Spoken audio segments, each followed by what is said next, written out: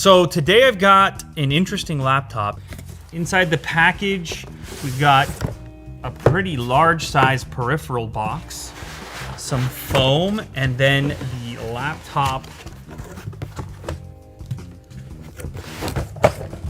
Let's go ahead and first tackle the accessory component here. This is your power brick, and of course it's got to be fairly hefty considering the horsepower packed into this laptop.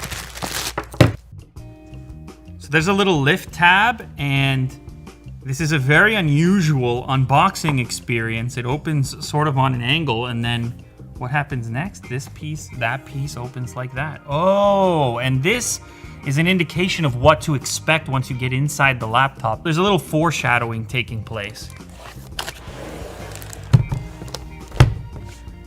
So also in the main package, we've got some paperwork and a wrist rest as well.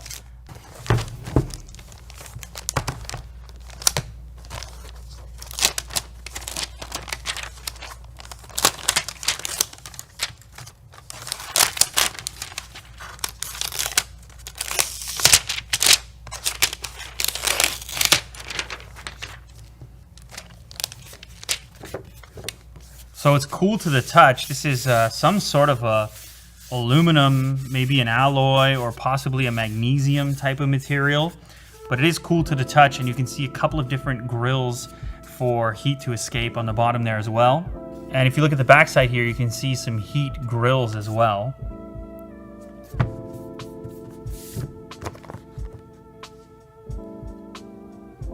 Ooh.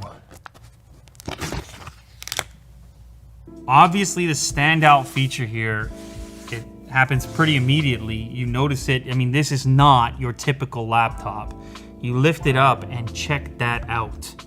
Secondary display lifts up to almost create a more seamless transition between the main display and the secondary one below there.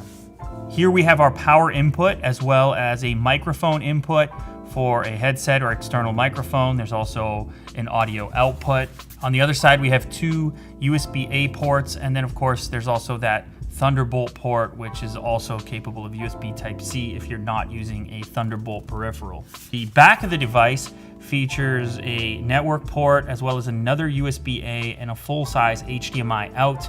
It's kind of an interesting design idea there to put certain ports at the back that may be connected more permanently, and then put your other I/O on the sides of the device. Look at this display. So this just lit up immediately, and I believe this is just some sort of a graphic for the time being, but it's a very sci-fi look to it, especially when you pair the appearance to the upper display. Something I like here is that both of them have this matte finish, so they're gonna fight reflections. That's probably even more important on a secondary display down here.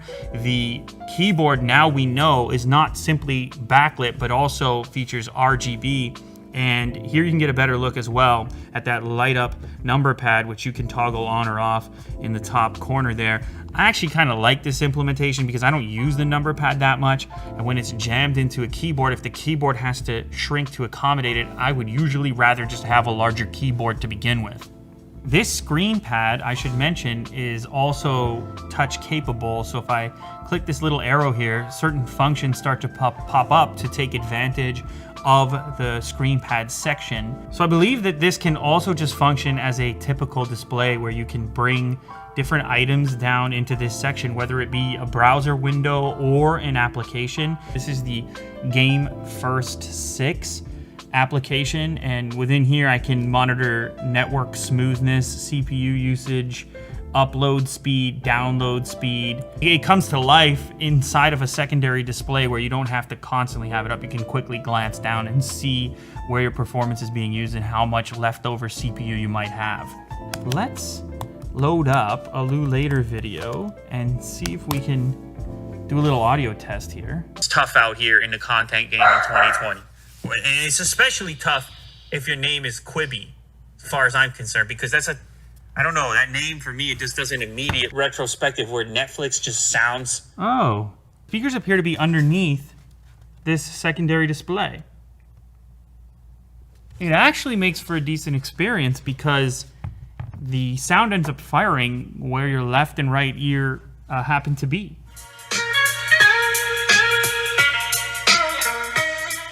This is the Zephyrus Duo GX550L. You can spec it out up to the Core i9-10980HK, which features an RTX 2080 Super 8GB GDDR6 VRAM, so lots of graphics performance baked in there. The model I have in front of me is 32 gigs at the moment. It has those two NVMe PCIe SSDs in a RAID configuration for 2 terabytes of total storage at RAID 0. This is a 15.6-inch non-glare UHD panel, 3840 by 2160. It's IPS and it features G-Sync. And the secondary display also has a surprising resolution, 3840 by 1100, and that happens to be a touchscreen too. The keyboard is backlit, featuring RGB. It has two 4-watt speakers hidden under that secondary display. And the weight of this device, 2.4 kilograms or 5.29 pounds for a dual display laptop inside of one single package. I could see this being popular for game streamers, gamers, multitaskers, and even guys like Kirk who want to edit videos with a little bit more screen real estate on their lap.